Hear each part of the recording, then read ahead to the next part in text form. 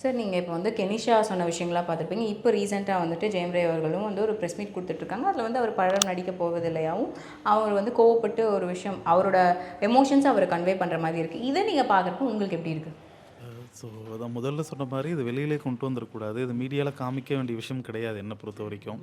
So நம்ம பேச வேண்டியதெல்லாம் ஒரு சோஷியலாக பேசுகிறோம்.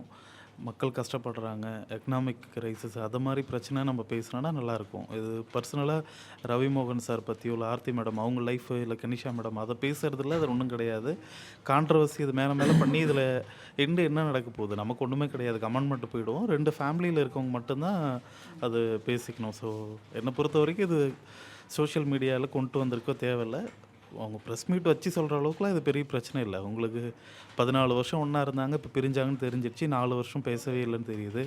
பசங்க கூட பார்க்க விடலை, பேச விடலைன்னா அவர் லீகலாக அப்ரோச் பண்ணிவிட்டு அதுக்கு என்ன மூவ் பண்ணணுமோ அப்படி தானே மூவ் பண்ணணும். 26 வருட நம்பிக்கை, லட்சக்கணக்கான சந்தோஷ திருமணங்கள். கல்யாணம்னாலே தமிழ் மேட்ரிமோனி தான்.